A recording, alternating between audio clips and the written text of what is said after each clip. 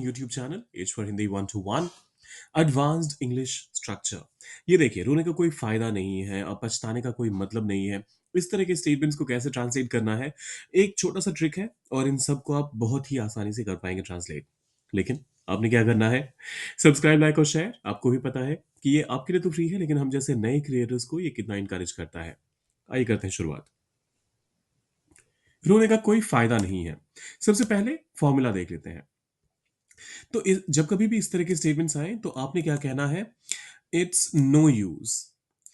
और it's no use जब आप कहते हैं तो इस चीज का ध्यान रखिएगा कि जो इट्स है वो इट के बाद एक अपोस्ट्रोफी आता है और फिर इट्स कहना होता है। अगर आपने यहां पर इट्स कह दिया तो ऐसा लगेगा किसी चीज के किसी और चीज से कनेक्शन की बात कर रहे हैं आप। फॉर एग्जाम्पल, अगर मुझे कहना हो कि the car and its parts, car और इसके हिस्से, तो ये जो वाला जो इट है ये पोजीशन दर्शाता है। और ये वाला जो इट्स है विथ एन अपॉस्ट्रोफी, इसका मतलब होता है इट इज। तो ये ध्यान रखिएगा।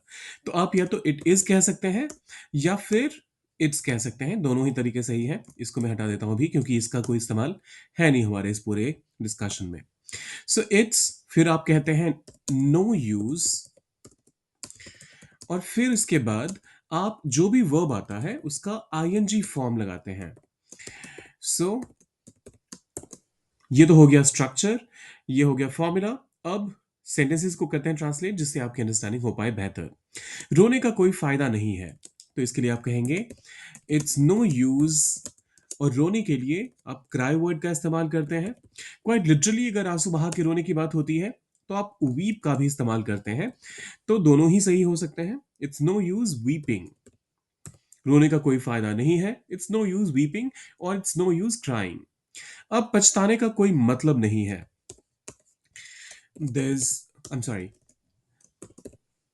अरे, इट्स नो यूज रिग्रेटिंग।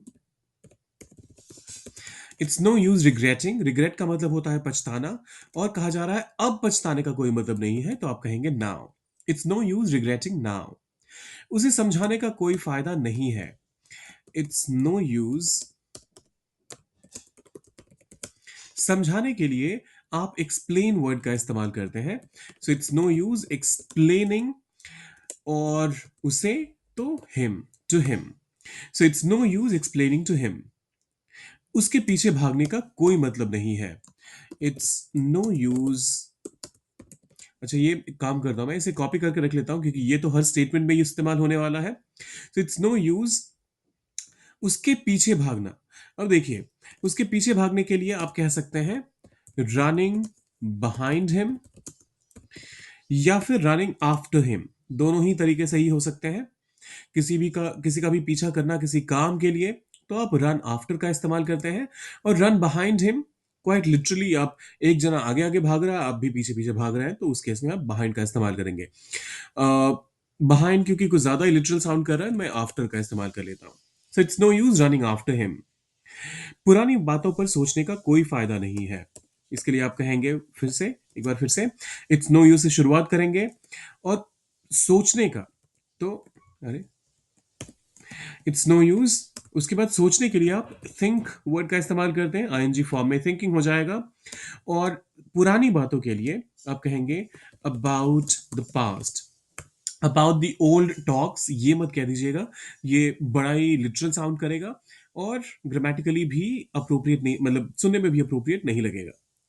बेकार की बहस करने का कोई मतलब नहीं है।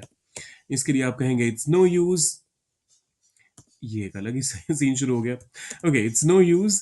अब बहस करने के लिए आप आर्ग्यू वर्ड का इस्तेमाल करते हैं, और यहां पर कहा जा रहा है फिर से आईएनजी फॉर्म को इस्तेमाल करने के लिए, तो आप आर्ग्यूइंग का इस्तेमाल करेंगे। इट्स नो यूज आर्ग्यूइंग, बेकार की बहस, over useless matters. It's no use arguing over useless matters. It's no use arguing over useless matters. उसे मनाने का कोई फायदा नहीं है, वह नहीं मानेगा। अब ये देखिए, यहां पर एक और क्लॉज भी आ गया, उसे मनाने का कोई फायदा नहीं है, तो इसे आप कहेंगे इट्स नो यूज। और मनाने के लिए आप परसुएड वर्ड का इस्तेमाल करते हैं। परसुएट। तो परसुएट का मतलब होता है किसी को भी किसी चीज के लिए कन्विंस करना कि आप ये काम करिए। अब यहां पर फिर से हमें आईएनजी फॉर्म का इस्तेमाल करना है, तो इसमें आप परसुएडिंग कहेंगे। तो इट्स नो यूज परसुएडिंग उसे, हिम, वह नहीं मानेगा। ही विल नॉट अग्री, अरे, he will not agree. It's no use persuading him, he will not agree. ये ध्यान दीजिए कि it's no use persuading him, एक तो ये अपने आप में कंप्लीट थॉट है। ही विल नॉट अग्री, ये भी अपने आप में कंप्लीट सोच है।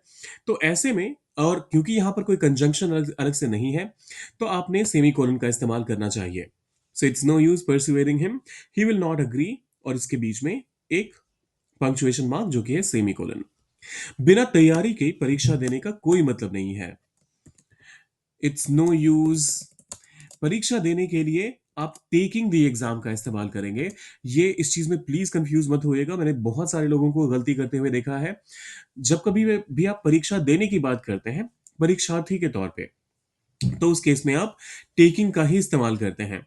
सो it's no use taking the exam, बिना तैयारी के, विदाउट, बिना, और तैयारी के लिए आप प्रिपरेशन का इस्तेमाल करेंगे।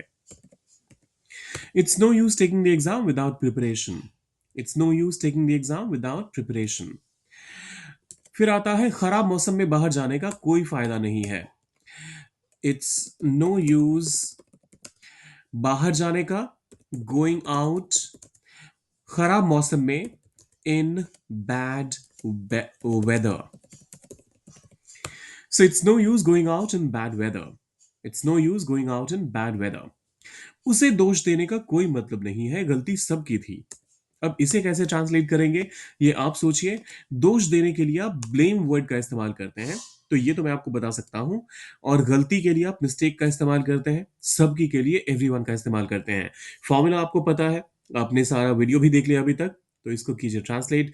डालिए कमेंट बॉक्स में, और जाने से पहले सब्सक्राइब, लाइक और शेयर करके जाइएगा। मैं याद दिला दूं कि 1000 जैसे ही पूरा हो जाता है, 1000 सब्सक्राइबर का अकाउंट हमारा जैसे ही पूरा होता है, तो हम हर रोज लाइव वीडियोस की भी करेंगे शुरुआत एक फिक्स टाइम पर, जिससे आपको हर रोज कुछ नए टिप्स और ट्रिक्स शेयर कर पाए आपके साथ।